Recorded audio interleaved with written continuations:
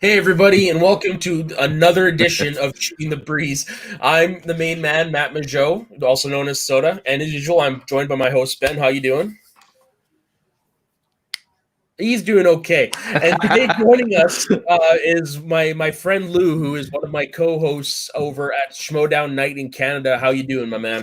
I'm doing good. First of all, bonjour tout le monde. I am, like I said, Louis the Frenchy Monette. I'm very excited to be on. Thank you very much for giving me the invite, Ben Soda. It's very appreciated. No, of course. And when you told us your topic, it was an interesting conversation. So I'm going to let you introduce it. Where did Ben go? Oh, there he is. Okay. Yeah, it's to be expected. Usually I'd be like, hey, I'm high, so let's talk about really weird things. Turns out today I'm out of weed. So we're still going to talk about it. That being said, our topic of the day is quite simply, what is the consciousness?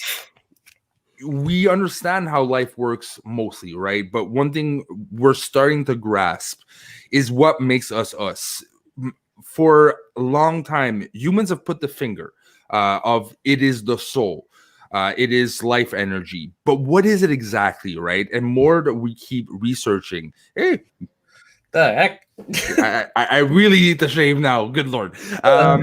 Now what we're realizing is quantum physics, dark matter could be relayed to metaphysics and our consciousness, right? Because consciousness is something that we cannot see, but we do understand exists because we're talking and we have opinions, right? So I really wanted to dive deep of what is consciousness and have your opinion, both of you. Sounds good. Yeah, well, what is consciousness? I don't know. I tend to think that maybe like there is a part of us, like the whole reincarnation thing, like we're remembering things from our past lives and all that stuff. Because I mean, there have been moments where I've dreamt that I was someone else doing something or other. Like just one time I dreamt I was on the Titanic. Me, right? Yeah, and for you, like fast, like hot topic, Ben. For you, if you can resume consciousness in a phrase, what is consciousness, Ben?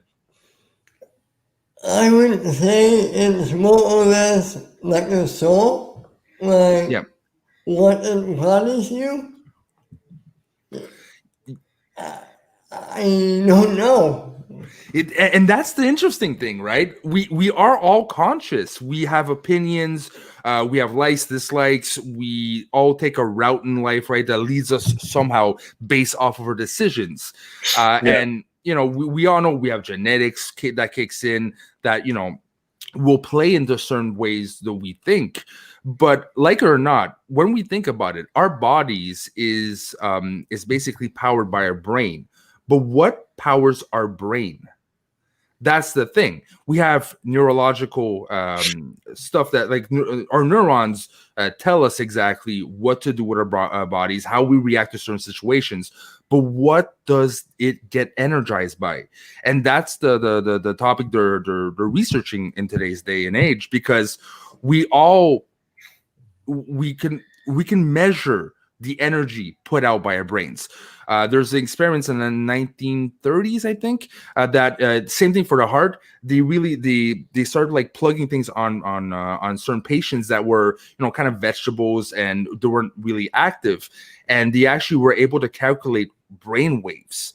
And that brain waves is energy, okay? But we can't see that energy. We can't necessarily touch that energy, but that energy is there. Where does that energy come from? Why do we run off of that energy? And does that comprise of our soul? No, it's a good question. I really don't know.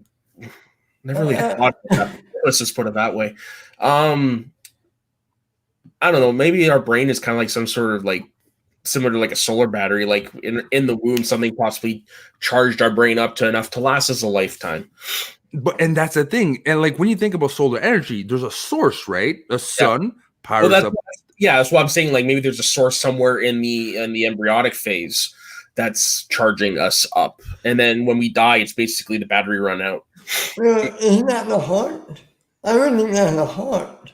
Well, you see, the heart is the physical component, right? The heart is basically what pumps our blood. But like it or not, the brain controls the heart. Okay. The heart is a component like the liver, like the stomach. But the brain itself is in charge. And since I'm young, I've always been asking weird questions like, do we control the brain or the brain controls us, right? And I came to the conclusion that the brain controls us, because when you have mental diseases, or when you have you become a certain state because your brain took over and you have no say into that, right? So the brain is the main mechanism. But like any mechanism, it's a computerized, it's a computer basically. We analyze, we learn, and we move on, and we build experience. But that computer has to be powered by something. Now, what certain scientists are saying now is around 90% of the universe is unseen. Now, most of what we see comprises around 10% of the universe's masses, okay? But the rest of the 90%, there's a mass somewhere, but we can't visually see it. What they're thinking is that's what are the layers of dimensions that we cannot perceive, but we know exists. And that's where probably consciousness comes from. Because technically in the Big Bang, okay, the beginning of the physical universe, there was a component that was added that was not added before, which is time, okay? And time is what makes everything possible in the physical realm, because you have a beginning, you have an end. But if you go into the metaphysical side, the side that we can't see, right, that you can't touch, that you can't perceive, time probably does not exist. If time doesn't exist, it's because it has no beginning, it has no end, it always was, right? So that's what they're thinking. Our brains, or anything that is living with a component of a physical body, but also a spirit, comprises of what we cannot see, which is the metaphysical world. And when we are born, we are basically borrowed that energy that basically energizes our brains, that makes us live with experience. That's what, is the difference between us and an asteroid. An asteroid is a physical element, but it has no soul, it has no consciousness, because it's only in the physical realm, and it does not touch in the metaphysical realm. And I just broke soda. Wow. No, that doesn't. Okay, good to know. I think I got what you're saying. How basically the only thing that separates us from the physical and from like a plant or something is that we actually have a soul. Basically, we have. Even the plant technically comes from the metaphysical, because it adapts, right? It adapts. It evolves after time, and that is comprised of learning from your circumstances. So that's what the soul is the capacity not just to only exist like asteroids and stars do. They exist, but they don't necessarily evolve, right, with experience. That's where living things are in hand. We actually evolve because we can computerize situations and learn from it, and actually grow from it from generation to generation. And that's how you pass it on DNA wise, right? It's a library of experience that you pass on. Well, let me ask you this. Do you believe in parallel universes where it's like this one, only maybe different because you make different choices? I totally believe in parallel universes, and that kind of goes with what I'm talking about in a sense, because you have the physical world, right? The physical world is what you can see, what you can touch, but we now know with experiments, right? When you have a nuclear element, let's say, when you don't look at it, it goes a certain way, okay? But when you actually observe it, it actually goes towards you. So it actually splits, the atom splits in two directions. And their theory is there's a version of you that's looking on one side, and there's another version of you that's looking on the other side. And that's why it's directing to you. And when you don't look at it, it's directing from somewhere else, right? So I totally believe that the parallel universes exist, because we, as much as we know maybe 10% of our ocean, we know even less about, our actual physical existence, how life works. Because if you go in other parts of the universe to think, we have one concept of time. Okay, time, we know it as the time we know on Earth, but you go near a black hole, right? Time works as a different beast, and we're starting to understand how time works in different areas of the universe. So if we're starting to just understand a basic knowledge as time, imagine the other knowledges we haven't tapped yet, which is like the fifth and sixth dimension. I guess there are a lot of possibilities. What about reincarnation? What are your thoughts on that? That's the problem we were having the other day. Maybe he went to another dimension. Yeah, no kidding. he's having this thing where for some reason, just StreamYards, it kicks him out. Yeah. Oh, really? Yeah. Lou, you there?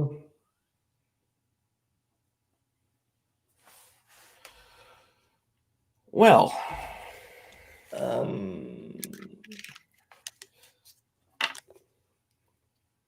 so how about that debate? Pretty good. I will say this: it was interesting actually seeing a proper debate happen with Donald Trump because of the whole mic thing. Yeah. Yeah, no, it was nice. I said it was nice. I wonder. Yeah. There he is. And I'm back. Yeah, I figured. My computer hates me, man. I'm gonna have to buy a new one. Yeah, well, good luck with that. You know what I would recommend? Building one. It's cheaper. Yeah, to be honest, I've got baby shit to buy, but when that's done, yeah. I have another computer. I have to fix the other computer, to be honest. My question for you was, what are your thoughts on reincarnation? Oh, okay. This is an interesting topic because if you go into the concept of the metaphysical world, has no concept of time. Okay, that's where humans got it right in a certain way for when it comes to God. In my personal opinion, again, I'm not necessarily right. No one's right in their own. They have own opinions, right? But my thoughts is people have been right on God, meaning the concept is there is no beginning and there's never going to be an end. It always existed, and it is a higher power. Okay, and for me, reincarnation, I'm truly, more I get older, I realize that we also got it right in the sense that we come from somewhere and we go to somewhere. Our soul, our existence is taken from a plane of existence that has no physical realm, and it's put back into that realm. Where it comes really wacky, and they're starting to realize if that is the case, technically we can be reincarnated from the past, the present, or the future, because the metaphysical world has no concept of time. It all happens at the same time, all the time. So there is no beginning, there is no end. Yeah, that's what's weird. So certain people would think that when you're reincarnated, doesn't mean that you always get reincarnated for the past. That's why certain people are future thinkers, right? Because their other selves actually came from what we conceive as the future. Certain people can get recycled from the present or the near present, and some people, that's why some people have old souls because they come from a past time. That's applied because in the metaphysical world, there is no time. So it can have, there's no point A, point B, point C. It's all the same point. Time isn't a construct. Time isn't a construct. It's only a construct on our physical plane because that's what's needed for evolution. Something has to live and die. Well, that would make sense because I have been told I am an old soul. And I've been told that I think too much futuristically. I really think I'm from the future sometimes, but hey, that's just me. What about you? I think I'm from now. I knew you were going to say that. Yeah. Have you had any, like I said, I had the dream once where I was on the Titanic. Have you had anything like that happen to you? And that's the thing. No, I have this weird problem that I cannot remember my dreams. I've never been able to remember my dreams, or rarely. When I do, it's like very bits and pieces. It's very deconstructed. So no, I haven't. what I sometimes have, and my dad explained me is maybe because I have Amerindian blood, is I'll get transmitted images in my head. There's times that I'll be sitting with my girlfriend, right, and I'll just get up, get a glass of water, and give it to her. It's like, how did you know I was going to ask you? It's like, I just received an image of a glass of water, so I knew exactly what you wanted. That happens, right? And that's another point of consciousness. Okay, Soda, close your eyes. Imagine a toaster. Yeah. Do you see it? Yeah. How do you see the toaster? That's the weird thing. You're not seeing it with your eyes, right? You see it with your consciousness. Yeah, with your memories. But that's the thing. Memory, yes, you can imagine it, right? But where do you actually see the toaster in your own mind, technically? You don't have eyes in your mind. What is it? It's your consciousness. Where does that image get pulled from? That is the main issue they're talking about. Is that image is constructed in your brain from memory, from experience, but where does it actually come from? Since you can't see it in your from your two eyes, and is usually referred as your third eye in Hinduism, right? Basically, that third eye. Yeah. So basically, where does the picture get developed? Exactly. Where does it get pulled from? If it's from experience, how do you see that image? And that's where the metaphysical comes in. Because the metaphysical, since there is no physical form, it's just pure thought, pure consciousness in a spatial form, pure energy that resumes anything that is consciousness and or experience. What got you into this? I've always been much more conceptual than reality. I've always had a fascination. One of the first questions I asked myself when I realized the notion of God never began and never ended, I tried when I was like maybe 5 or 6, closing my eyes and trying to imagine what it is to never have been born or never to die. That's where my 5-year-old brain went. Okay. So basically, the incident, it was just you just started. Yeah, because I've always been curious, and that's why again I kind of feel like my soul comes from my experiences don't come from today or the past. It comes from future, because I tend to grasp the ungraspable more than like I can talk about quantum physics more than I can do my fucking finance. Okay, let's just say that. Wow. Okay then. So you, Ben, like, have you ever stopped to think, what is my soul? Because you said like consciousness is soul, but what is your soul technically? I always wonder what makes you you. Like, I don't know. Like, I always want your personality, your wants, your beliefs, everything that makes you you. Isn't that your soul? Yeah, that is your soul. Your basically your experiences, your sum result, right? Right. Now, is there an effect of ancestors that actually accumulate to where you've been before to adding on to your knowledge, or do you think your soul is to your own? I think it's to my own. Your soul to your own? I think so. Okay, and what about you, Soda? Yeah, I'm in the same boat. Like, I don't think my soul has traveled from, my family tree, But so in that case, if our soul doesn't travel from our family tree, why does our genetics do then?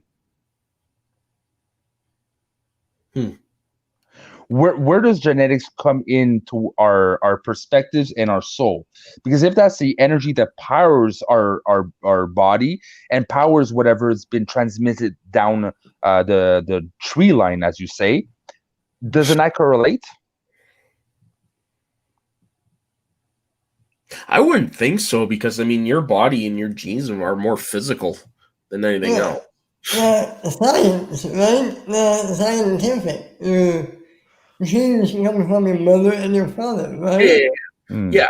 That's why I think it's like that. It's like if you basically that's what it is. It's from your mother or your father. Like honestly, I don't think it is different from your soul. Your soul can bounce around from me to you to blah blah blah, right? Because there's nothing holding it back. All right. Go ahead, Ben. Well, forgive me, but they're the only thing I could think of that they represent this. What is that movie with Chris Rock where he died, but his soul went into Yeah, I know the movie you're talking about. Hold on. I have no clue. Yeah, no, I can picture the movie. Chris Rock Angel. Down Earth. Yeah. Wow, I don't know that movie. Okay. And what? Tell me the premise of the movie because I don't know the movie. Where he dies early. So Okay. God and an angel say they messed up. So they say until they find a permanent solution, they'll put his soul, Chris Rock's soul, in another body. Okay. And the body they choose is a fat white man. Yeah. Poor Chris A Rock. rich, fat white man. Nice. It's actually not a bad movie. Good cast. All right. Actually, but you see, that brings up a point though, because from our some of our existence, we always understood there's something higher than us, right? So a lot of people still believe in, but really added on to certain mythologies as like multiple religions we have. They all have the same, talking points, basically, that we come from something. And humans have been trying to explain that something in multiple forms and multiple ways. What do you believe? Do you believe that that metaphysical realm is God itself, or God is actually involved with us? What are your beliefs, Ben? I'm thinking.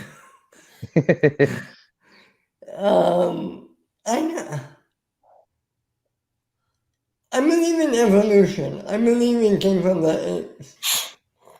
So I don't know if God put apes on Earth. I don't know if... I don't know. I do believe human and apes are related. That's what I believe in. And you, Soda, what is your belief when it comes to what we've, what you've conceived as where we come from? Is there really a God, or is God is something that we scientifically can't understand? So it kind of looks like magic right now until we understand it. Well, I think it definitely is something we can't literally understand, but I think also the basis of heaven is how our brain processes what's happened to it. Like the picture of heaven that we all know is just how everyone's consciousness pictures that what's gonna happen when you go, right? But yeah, no, I said already what. Fuck. The weed is strong, my Soda. All right. It really, really is. So,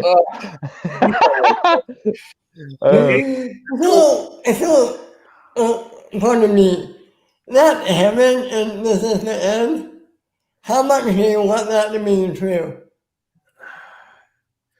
If it's anything like it is and this is the end, yeah, I would love that.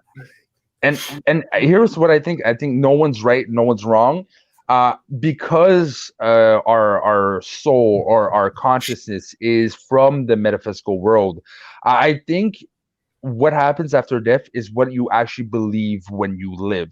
So those people who are actually thinking that they're going to heaven, when you go back to the metaphysical world, since it is pure consciousness, you probably create your own circumstances of after death. If someone believes that there's nothingness, you actually create nothingness, because what you think is what you create. If you truly believe you're going to hell, you're going to hell because that's what's created in the metaphysical world. So basically, in that sense, you're saying like somebody who claims to be like religious but is really just a pure asshole. Everything they do is against their Bible or whatever. When they die, they pick they're basically, they think they're going to heaven. That's what's going to happen. So that's basically what you're saying. Yeah, because you've ever heard of, like, if you think about it enough, it's going to happen, right? Yeah. Your consciousness does put things forward. That's why some people, are able to almost do the impossible, creating something out of nothing, when they were just based off like just a thought, just a belief, and it actually happened. Same thing goes for the after death. Whatever your some goal of what you truly believe, not necessarily what you said to other people, but the deep consciousness that no one else can know but you, that you truly believe of what's going to happen, is actually created in that metaphysical world, because thoughts get created. Thoughts are the end results, and that's where you go. A bit like, you ever seen the movie with Robin Williams when he dies? Dreams May Come. Yeah, when he's trying to go after his wife. Mhm. Her heaven, or not his heaven, was the painting, right? Yeah. Because that's what his concept of heaven was. So when he went to the metaphysical world, the metaphysical world actually created heaven based off of his image and his concept of what heaven is. Same thing for hell. Her hell was the creation based of what was in her mind hell. So it's pockets of reality of pure consciousness that is your own, that you've created with a link, right? So where do you think the paranormal fits into this then? Like the idea of ghosts and stuff? For me, a lot of it is bogus. Especially in our day and age, right? A lot of it is trying to cash in some stuff. Yeah. But by basis, I really think that there is connection to metaphysical. There is leaks sometimes. There are mishaps that should have went a certain way and did not.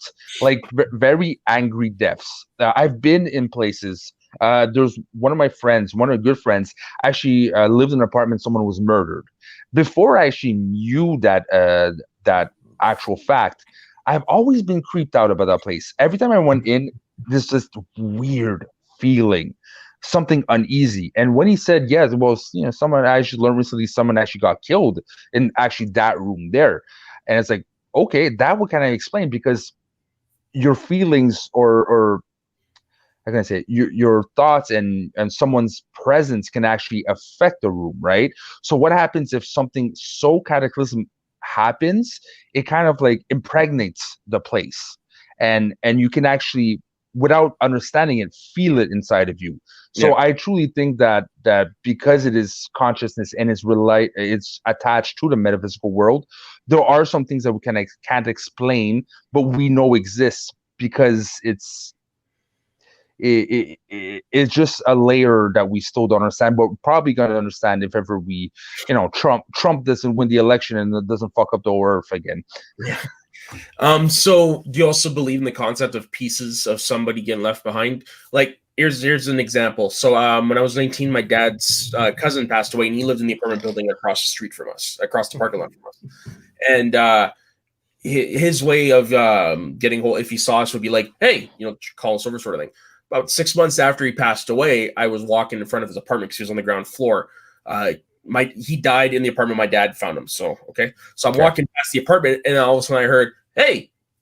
and it scared the shit out of me, and I ran. Do you believe in like pieces of like imprint of somebody getting left behind? Yes, because, and that goes with what I was talking about. The metaphysical world does not abide by time, right? So if you take out the element of time, and you implement a concept of a soul, but now out of the body, or the energy itself that is not held by the physical realm, which is our body, it does not abide by time. So it can loop, it can go back and forth, it can be present in ways that we can't understand, because it's on its own own rules, own time playground, but still stuck in the physical realm. So almost like an echo in time. Basically, that's what I think ghosts are. It's an echo that are trapped in the physical world that should abide by physical world, but do not, because it's completely separate. Have you ever had any experiences, like ghost experiences or anything like that? Yeah, when I was 17, I had a girlfriend who was a bit older than me. We actually went out for a year, but she passed away from leukemia. It was rough. It had psychological effects on my end. Yeah, so you two were together when she passed away? Yeah. Okay. And at one point, a lot of people say, "Oh, it's your subconscious, playing tricks on you, etc." But then again, that's a whole different ball game. Is when your subconscious takes over, what the fuck is that? But at one point, I was for maybe a week on end, I kept seeing her in front of me, just pointing at me. At work, I would turn around, I would have an image of her just pointing. I would be in bed, she would be in front of my bed, pointing at me. And that gradually went away. But for a week's time, anywhere I went, she followed me. And people say, "Oh, it's like psychological disorder from stress and everything." Yes, okay, I agree. But still, why is an image engraved, right? Mental disease is sadly just a term saying, something went haywire. But a lot of the times we don't know why it went haywire. Okay. And sometimes I really think that when a brain goes haywire, it's because it doesn't function as it should. And when it doesn't function as it should, it's kind of like a radio that receives radio signals that it shouldn't, right? It's on different frequencies. That's the same thing for your brain. I've watched a TED talk that talked recently about what is when you have like a psychosis or when your brain doesn't function properly. What is that exactly? And basically, they're explaining that when you are living in reality, when you're functioning normally, most times when you arrive in conclusion, it's self-contained illusions, because most of the answers we come up with, we don't usually know, right? When I ask you, like, what is your soul, you don't really know. You have an opinion based off of circumstances, but most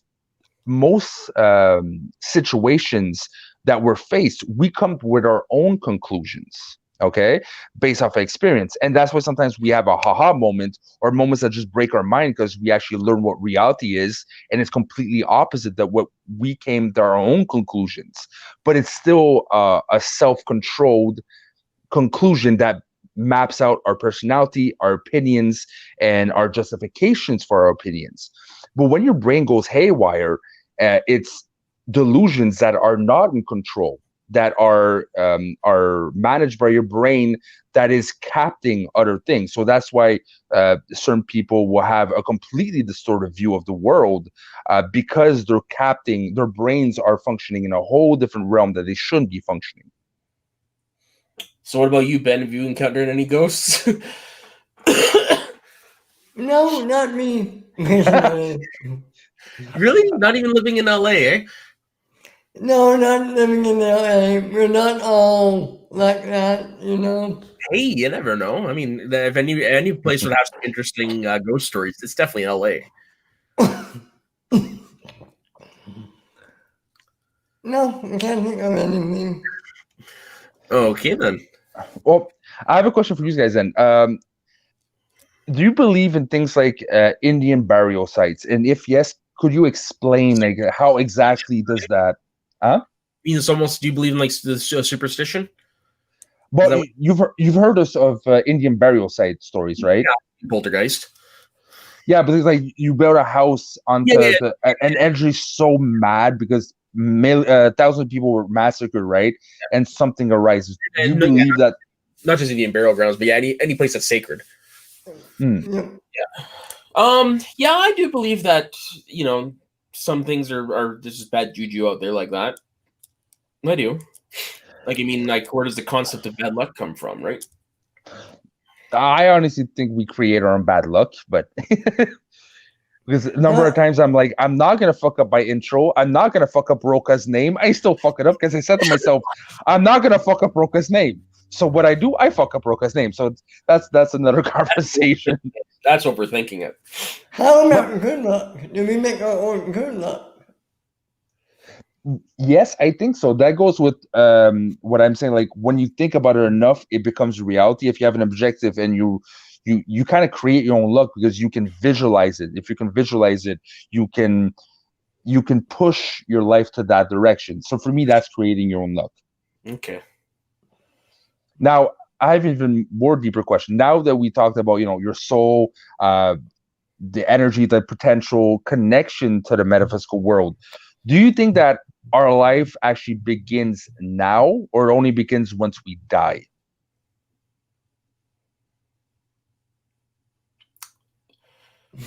Fuck. Because there's a lot of people think like dying is the actual beginning, and this is like the pre-phase of actually living.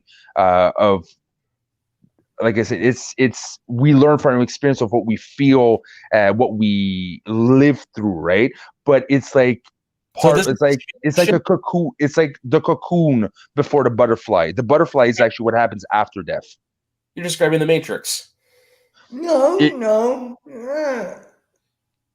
Are you? No. The Matrix is more like waking up to a new reality, right? But you don't actually die. What I'm saying is living in a physical realm is step one of what we're actually meant to do. Oh, okay. That's something that's never crossed my mind. Just because it doesn't cross your mind does not mean you can't think about it now. Soda. No. Huh. So basically, this is a warm up, pretty much a pre-game warm up. Exactly, and let's say reincarnation doesn't exist, right? It's more of your experience, and then you add on to the metaphysical realm. But what happens in that metaphysical realm? Let's say you create your own hell, your own heaven, or whatever you believe in your concept.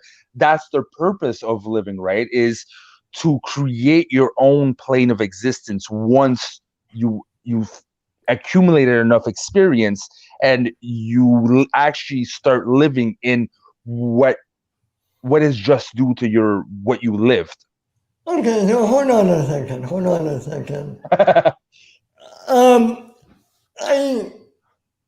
So one of my favorite shows, Matt knows this, I don't know if you do. One of my favorite shows is Lost. Mm-hmm. And that final season, flash sideways, that ends up being purgatory. Isn't that what you're talking about? They made that so they could all meet up there. Isn't that exactly what you're talking about? In a sense, it could be, right? That your physical life is only a part of your actual life, because if you die or if you're stuck in a second realm, technically what makes you is just that energy that powers your brain, right? So when you separate that and you go to somewhere else, that energy goes somewhere else, but that accumulation and that personality and that experience could still be used in some way. You can be still you without your physical body, and that might be in purgatory, and you can continue experiencing whatever you experience, because your experiences is your energy, not your body. I couldn't tell my Matt. I'm totally tripping him out right now. Yeah. You haven't seen that show, right? Me, I haven't, but I mean, by this point, I've had a lot of stuff spoiled for me. So, I was gonna say, like I mentioned the Matrix earlier. Do you believe that maybe every time, like if it ties in the whole reincarnation thing, every time we wake up in a new life, it's just us snapping out of a simulation? Well, that's what life is technically, right? It could be a simulation. Now, I think the basis of what Matrix is based on is slightly flawed, because we created the computers, right? Computers is what we know. It's a realm that it's a device tool for the story. But the concept, I think, is right. Once you can awaken a state to go to another state, okay? And that other state is probably so different from our physical life that we cannot imagine it. necessarily with our own brains because it's not something we've ever experienced. But the concept of waking up to another state is probably very true. Okay. But imagine though that's the thing. So then, Ben, sorry. Imagine living your soul, living a life, but not being in a physical body. Just everything around you is consciousness. Yeah. Oh, gotcha. So, like everything around you is a simulation. And these are our thoughts. Like what? Yeah, I'm sorry. Sorry, what did I say? Basically, everything around you is a simulation. Yeah, but and that's the thing. Like we think like simulation as in computers and everything. Yes, but what is a simulation of the soul? What is a simulation of energy? Right? That is not affected by time. Is not affected by the physical realm. Does not wear out. That it's such a weird concept, but probably exists because again, we can't understand what composes 90% of our universe. There's something holding everything together. There's an energy that moves our universe to a certain point. Everything that we live in, our Earth, our solar system, is moving through a channel of like rivers of energy, right? But our whole galaxy is moving towards something. So everything is moving. Everything has a plan and has an energy force that's pulling everything together. And that's weird to conceive, right? But what is driving everything is the question that the scientists are asking, because we can't see it. We know it exists. We know that it's much more heavier than the physical realm, but we don't know what it is. Do you think we'll ever crack the code? When we die. I think we understand it once you stop existing. So you don't think as long as we're conscious, we'll never figure it out? No, because we use our eyes, our ears, and our brains to understand. When you are out of that plane of existence of physical, the only thing you use is your energy and not anything related to your physical. And to be able to understand that, you have to separate yourself from it. And we're not able to do it in a physical realm, so we'll never understand it until we're at that level. Okay then. And again, I broke you, Soda. I'm sorry. I'm like, where do we go next from here? I've covered everything that I can think of. I'm thinking too. Yeah. Oh, I could think of movie references. That's not good. Well, Matrix is an interesting reference, right? Because it challenges it questions our existence. You think you're living a certain way until you're hit in the face and realize that's not reality. Reality is only what you think it is. So if you want to watch a good movie that deals with like what happens in the afterlife or whatever, what have you. No, actually, it is an Albert Brooks film called Defending Your Life. Have any of you guys heard of it? No. So it's a 1991 film with Meryl Streep, and basically the concept in the movie is when this gentleman dies and he gets put on trial in the afterlife where he has to defend his decisions on whether or not he thought he led a good life. Oh, so many things have carried that. Like I seen that on like Family Guy on like yeah. Yeah, everything carried. Yeah, I know. Okay. Yeah, so yeah, I like that idea of basically where you go is determined in the afterlife based on how you lived your life. Yeah, and that goes to question, like some people think that their actions doesn't have any consequences. Do you think once you die, there's actually consequences to your life? The choices, yeah. Basically, because I mean, if you look at it, like say, like the afterlife is like on a scale of 1 to 100, how it's like a test. How well you do in life determines what level you get off at. Well, okay, hold on a second. I think you guys got this show in Canada, The Good Place. That's what the whole premise of what that show is, right? Yeah, that's true, and I mean, it is revealed that really they're in the bad place. Well, the whole purpose of the show is them trying to get points to go into the good place. Yeah. Isn't that what we're talking about here? Basically, yeah. Basically. it in the most like basic form you can explain it, like you'll show it as just a city, right? But yes, technically that's what it is. Maybe there is consequences to all your actions, and you get judged somehow in a way we'll never understand. But that reality is created somehow based off of your experiences, your thoughts, and what you've done. Yeah, which is a scary thing, because I've made some bad choices in life sometimes. Oh yeah, me too. We all have. We all have. But no, I think that's where everyone's concept of heaven and hell comes from. Is just you live your life a certain way, and what was free afterwards. Well, So, that after you. that we can debate, because heaven and hell. Okay, I hope I don't offend anyone. This is my pure belief. A lot of religion was because there was no governments back in the day. Religion was government, right? So they needed a pathway for civilization to be somewhat okay. So they created consequences to your actions. So that's why they depicted heaven or hell, because good or bad, right? But the concept of a flaming place or an angelic place, I personally don't necessarily believe exists, because it's not what is in my mind. But it was more of a form of a control of a political, pre-political society that then evolved into a political society, because religion and politics for a long time existed together. They were very like intertwined, because they were the same system that had to merge together. And heaven and hell kind of like evolved from the necessary requirements to control a population of people who instinctively make bad choices and not necessarily good if unchecked. It's actually a good point. That is a good point. This coming from a Catholic. Wow.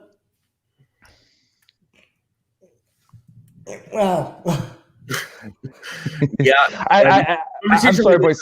A few times we did an episode where we talked about fears. So that was fun. Yeah, and I'm sorry, but it's like of all the subjects I had to choose, the conscious and the metaphysical, right? I'm good. And it is different, because most like the last few episodes we've talked about has just generally been movie stuff, and that's pretty much what's going to be happening in the near future now. So this is quite an interesting break. But hey, hell, I can bring the most what the fuck stuff. But when you guys need a break from movies, just bring me on, and I'll be like, why does my left testicle itch? Okay, that one's got recorded. Okay. Just as long as you don't pull it out and. This might be too personal. If it is, you guys don't have the answer to it. But what is your own personal hell in your mind? Nothingness. Living in it. No, I'm kidding. For me, it's nothingness. That I sadly truly believe that what you think is what you're gonna go forward, and I sadly truly believe that there is nothing. It's empty void, right? And my fear, my personal hell, is actually being right. And imagine being in an empty cave with no sound, no light, just pure emptiness, and that is it for the rest of eternity. It's just nothing around you, and your consciousness is floating in blackness, and that's it. And that's it for the rest of your life, because there's no time. So there's no beginning, there's no end. There's just black. Mine is, it's almost like being a ghost, almost, where I see things happening around me, but I can't participate. I can't initiate contact or anything like that. I'm basically just a witness. Almost how I kind of feel now, but at least in the real in life, there's always a chance you can, that will break. But I mean, in the afterlife, you'll never have that opportunity. You'll be forever alone. What about you, Ben? I think my own personal hell would be me, and when I think in my body, like in my everyday life, but completely alone. So, nobody around me. I think that would be hell. So And basically, you and me have a similar hell. yeah. At least in your hell, things exist. My hell, it's just black. You open your eyes and just you can think, but nothing happens. Yeah, but things exist, but you're just a witness to it. That's the scary part to me. It's all scary. Yeah. It's all Okay. To mirror Ben's thing, what's your personal heaven? You want the politically correct answer that won't get me in trouble, or do you want the Get trouble with who? Your girlfriend? No, my personal heaven, okay, I get it.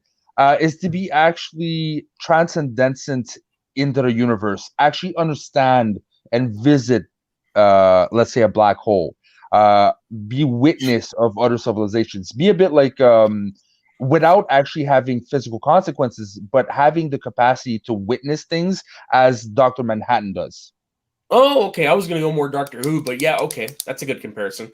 Like being able to, if consciousness has no time because it's not related to physical, having the capacity to go back to the creation of Earth just as a simple thought of, I want to see the creation of Earth.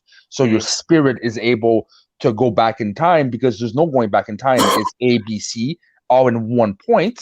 It would be possible to do so because it already happened and already it is happening and already happened at the same time.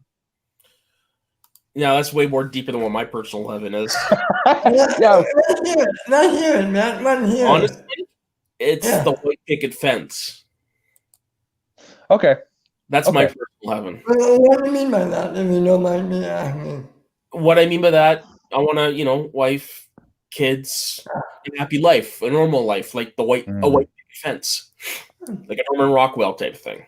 I never had that growing up, so for me, that is the ideal. I never saw that in my world. Yeah, that would be nice. I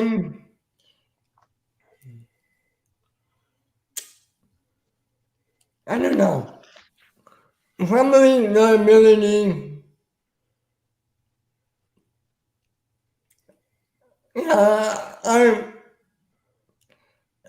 Time travel.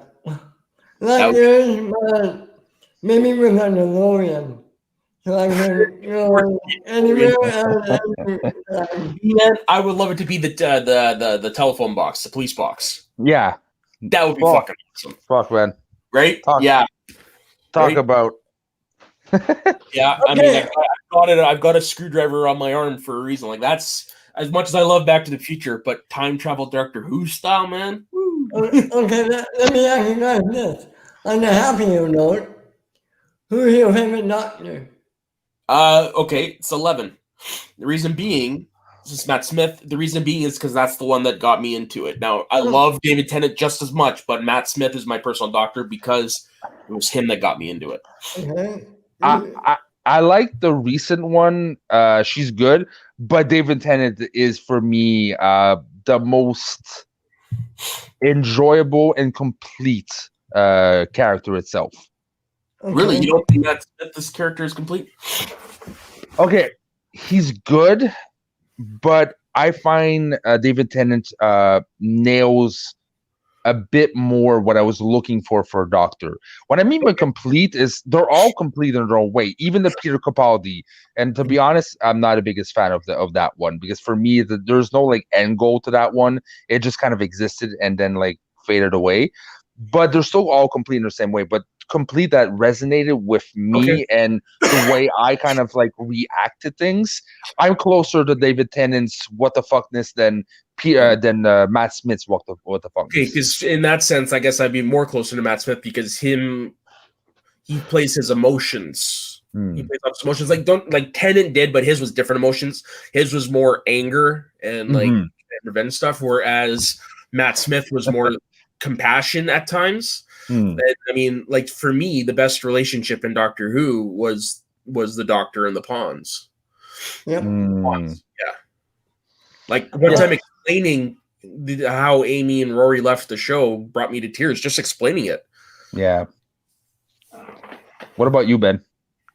Well, I'm not the biggest fan like you guys, but I'm more of a fan of I guess, specials. Like I love Time of the Nocturne. I love Day of the Nocturne. Yeah, Mm, I went and saw that one in theaters. Time, the Oh, time. of the Doctor. nice. nice. One of the other ones. You know, a few others. Oh, yeah. But yeah, Matt Smith. Like you, he's the one that I got into. Mm. And to be honest, all I've seen is Matt Smith and Peter Capaldi. I haven't gone. Ooh. You really need to watch David Tennant stuff. Get BritBox. I think it's all on BritBox. Get BritBox and watch David Tennant stuff. I can see a couple of him. He's good. It's funny. I first, before I knew who David Tennant was, I first saw him in Harry Potter. Yeah. Mm. So I thought he looked a lot like a young Bruce Campbell in that. Bruce Okay. Campbell. I can Okay, see yeah, no, I can see that too. See, my experience, I think, is a bit different from you guys. I actually caught it from the first season when So you when it got it came. with Kristen? Yeah, I caught it like the OG. Not on TV, but very close from DVDs. My one of my best friends bought it immediately when it came out. It wasn't too long. Passed it to me, and there was no David Tennant when I watched the DVDs. We were waiting for David Tennant to come in. Oh, okay. So I seen it from the get-go, and Eccleston's the worst because he didn't really understand. He did it as a favor to the showrunner and hated it with a Yeah. passion. Yeah, he definitely So had a good it experience.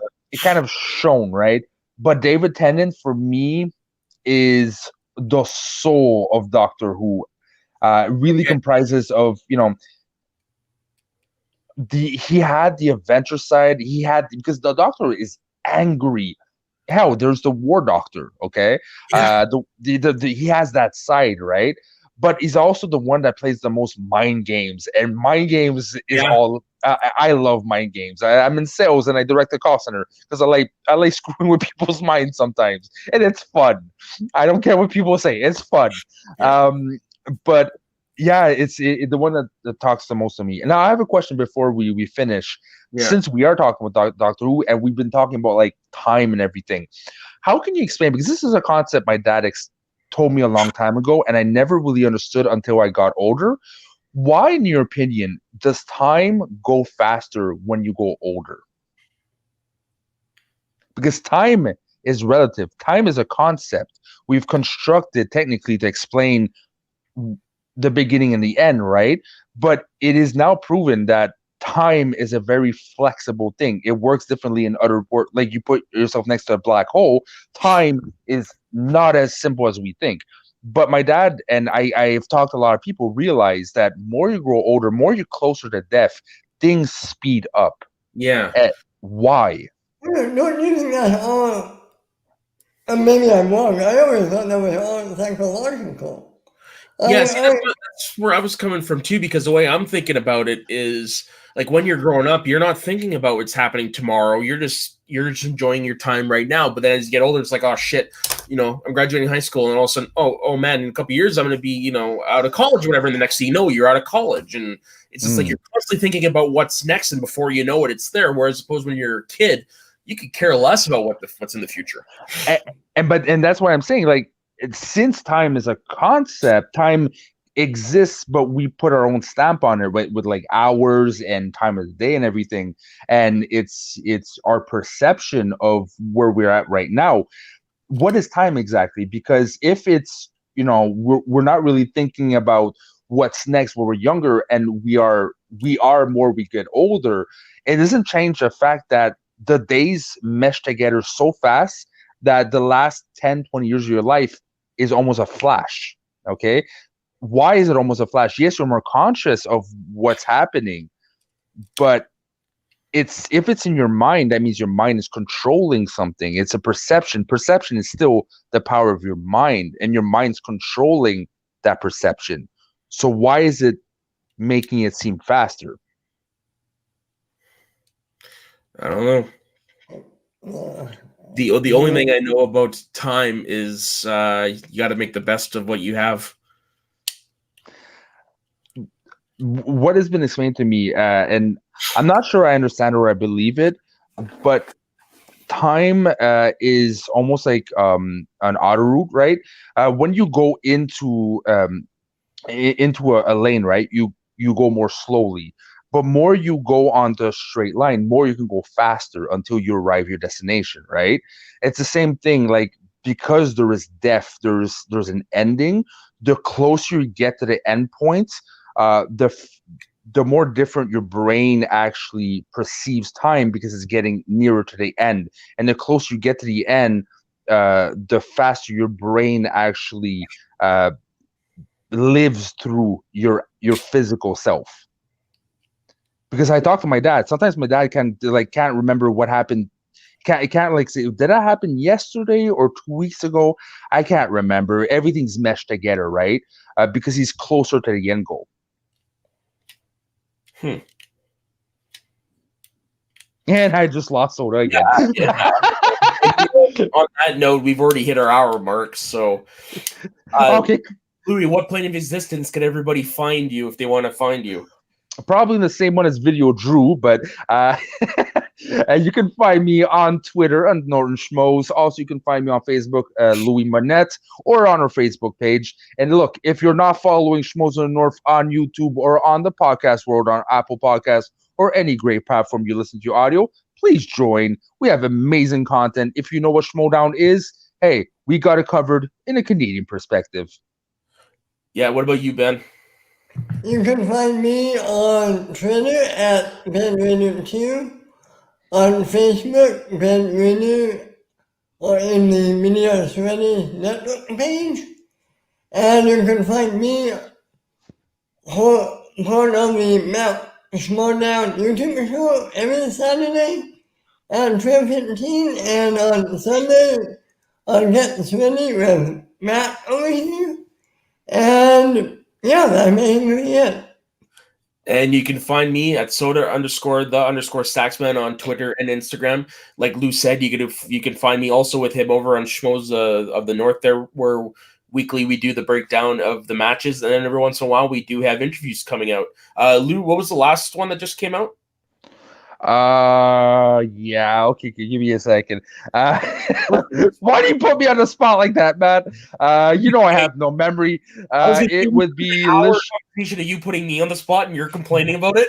Yes, because I'm no, it would be Liz Shannon Miller, but very soon I'm not gonna reveal who it is, but we actually might have a team. Not one, but two people might be on our channel. Yeah, and I'll add to that. We might have some fun shenanigans on that one. Whew. Yeah. If we're basing off the conversations we had them before, it's going to be interesting. And by the way, before we go, I just want to announce as well, I am very close from starting season 2 of our audio podcast. Because right now, if you look at a Schmoes in the North audio podcast, there's a lot of content, but it's been around a month and a half. I haven't put anything, but it's starting very soon. And be on our watch out because we got a lot of good content. I've recently booked the head of the association of the person in charge of putting women in priesthood. Oh, fuck. Fighting for women's rights and going against the Catholic Church of actually integrating women in peace. And I just booked her yesterday. That's awesome. That is a must listen if you're into that type of stuff. Yeah. Congrats. Thank you. It's just working hard, man, but getting results. Man, all right. He's the king of the hustle, pretty much. Yeah, and Ben also said where you could also find me. Basically, the 2 parts of my YouTube life are on the show with me. So with that, everybody, I would like to say thank you very much for joining us, all 0 of you. Have a good evening. And don't forget, everybody, #SmashCancer. Smash Cancer. Yes.